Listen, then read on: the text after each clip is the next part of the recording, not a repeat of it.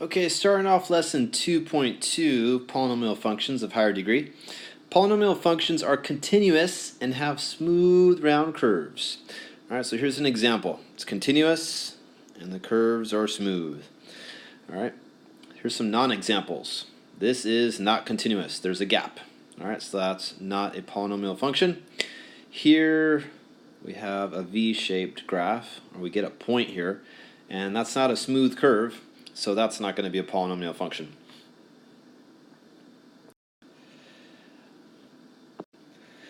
Now, if you have x to the nth power and n is even, you will obtain a U-shaped graph. I mean, let's just go back to something you're familiar with. The function f of x equals x squared. That's a quadratic. You get a parabola. All right. If you go up to x to the fourth, you're going to get a U-shaped graph as well. It's going to look slightly different, but it's going to be a U-shaped graph. X to the 6th, x to the 8th, and so on. Okay, you're going to get a U-shaped graph. All right, now, if you have x to the nth power and n is odd, your highest degree is odd, then you will get an S-shaped graph. So for example, x to the third, all right? This S-shaped graph. All right, then you got x to the 5th, S-shaped graph, x to the 7th, S-shaped graph, x to the 9th, and so on. All right, so the most important idea to remember is if the highest degree is even, U-shaped graph. If the highest degree is odd, S-shaped graph. All right. Now, couple ideas you have to understand when graphing polynomial functions. You first look at the leading coefficient. All right. Based on that, if it's positive, the graph is just the normal graph. All right. So if it's a even degree, then it's a U-shaped graph that goes up. All right. If it's negative, then the graph flips. It will go upside down. So if it's a odd degree, there's your S-shaped graph. And if the leading coefficient is negative, then the whole thing's going to flip. So it's going to look like this. Instead of start going from the bottom up, it's going to go from the top down. All right. And for number 2, find the zeros of the polynomial and their multiplicity. Okay, this is a huge idea for graphing polynomial functions. If a 0 has an even repetition, then the graph touches the x-axis.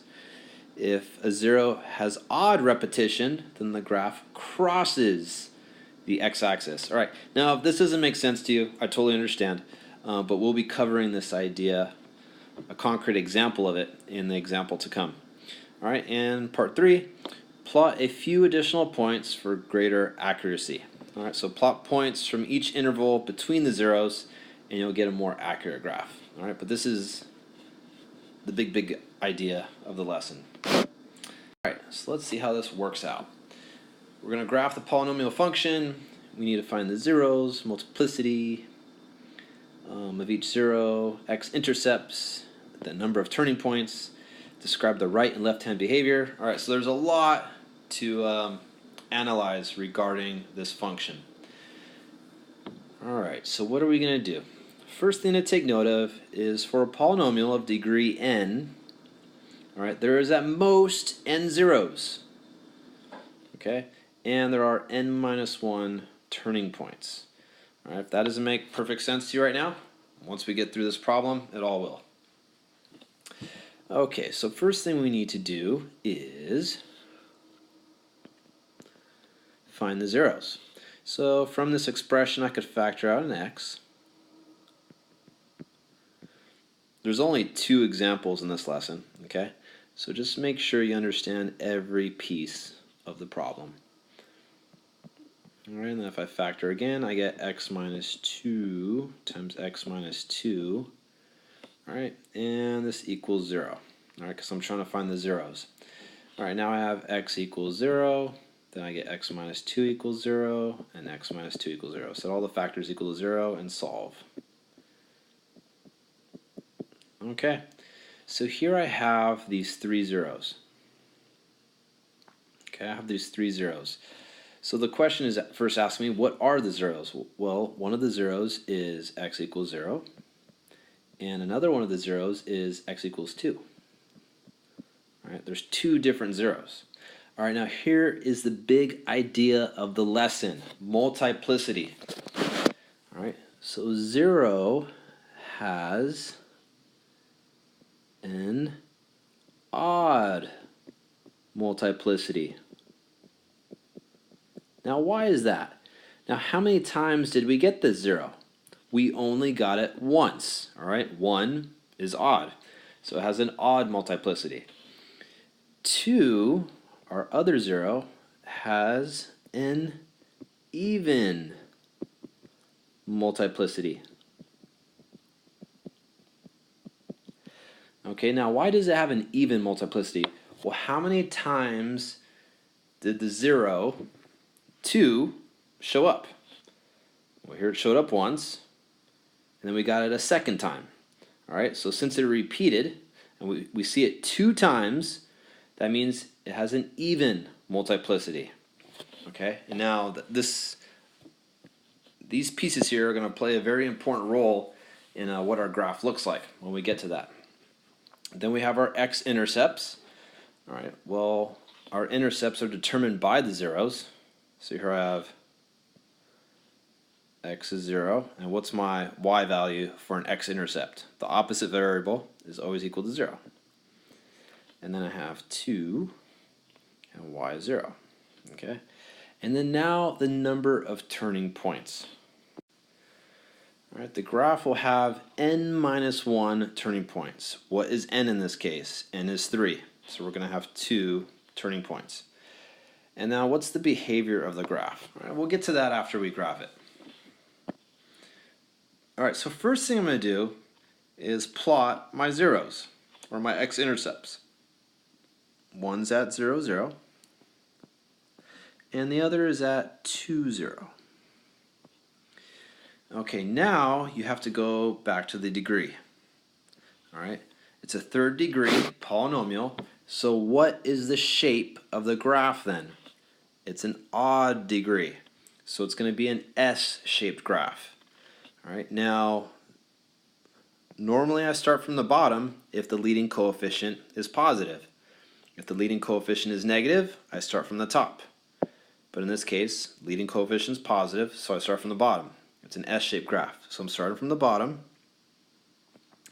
And then once I hit this 0, now you have to ask yourself, what is the multiplicity of that 0? Well, for this 0, it has an odd multiplicity, so that means that the graph passes through the x-axis. All right, and then it's going to turn back down midway because it has to pass or touch this point. All right, it's going to come back down. All right, now once you approach this second 0, the 2, 0 intercept, you have to ask yourself once again, what is the multiplicity of this 0, this x-intercept? Well, in this case, it's even. So when it's even, the graph bounces off the x-axis. So it never goes through. It bounces off, comes back up. All right, and there's your graph. All right, so once again, let me just emphasize this idea. Multiplicity. You just start off with the graph from the left, and well, actually, I'll use green here. All right, we're going to hit the 0. Its multiplicity is odd, so the graph continues to move upward. It has to come back down because it has to pass through this next 0 or touch it. All right, then once we get to that 0, we ask ourselves, what's the multiplicity?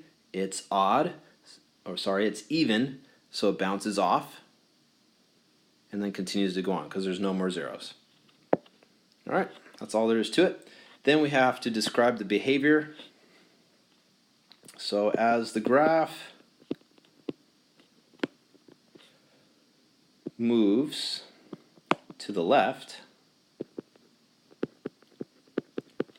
it falls, and as it moves to the right,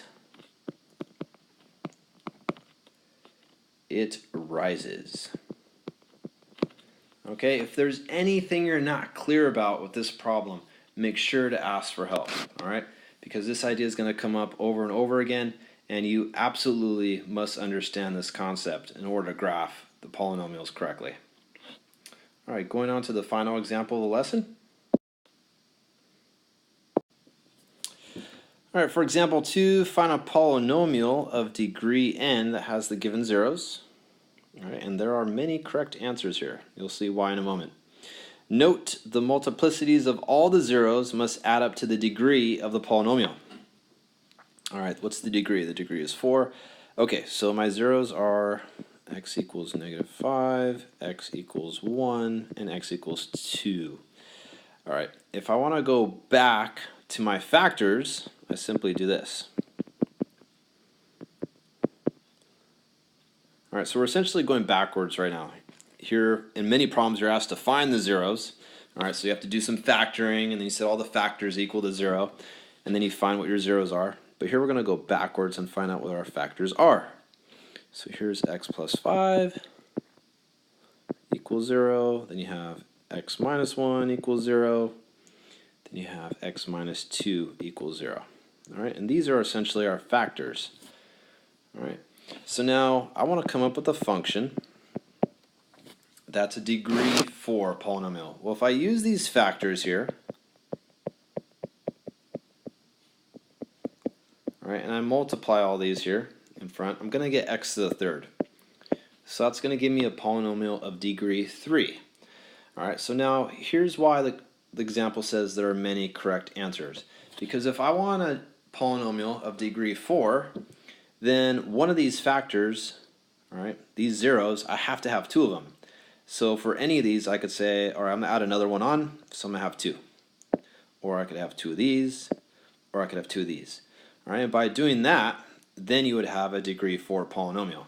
All right, because if you work this out right now, you would get a degree 4 polynomial. Alrighty?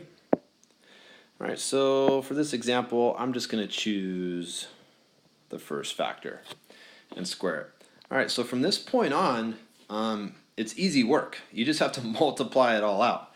It's a little tedious, I know, but just take your time working it out, step by step. Alrighty. And the next part, all right, if I multiply the trinomial times the binomial, I get this.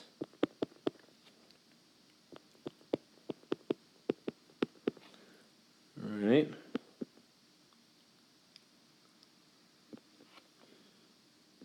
Yes.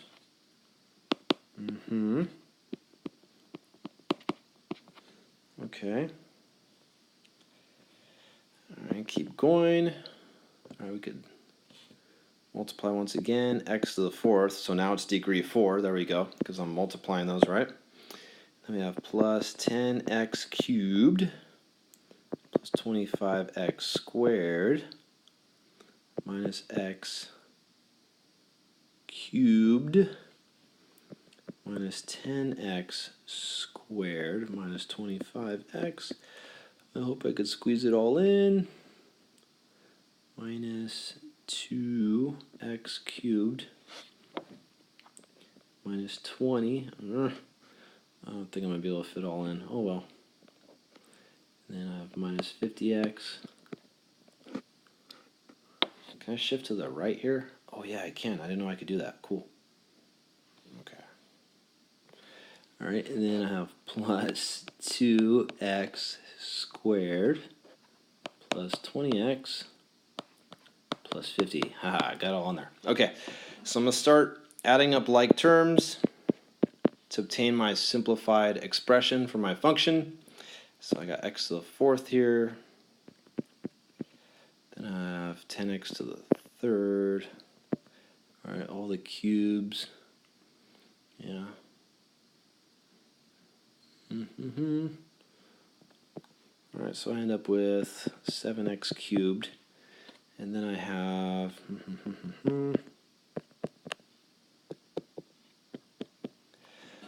I got minus minus 3x squared. Then I got the x's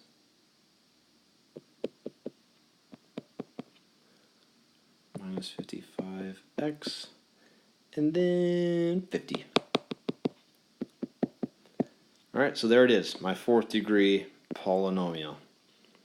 All right, so I mean, the multiplying was easy, right? The most important thing to understand was that I go backwards using these zeros to obtain my factors, and then you choose which factor you want to add another of, so you could end up with a 4th degree polynomial. I could have just as well, once again, made that squared, and I would have got a different polynomial, but it would have had a degree 4, which satisfies this example, right?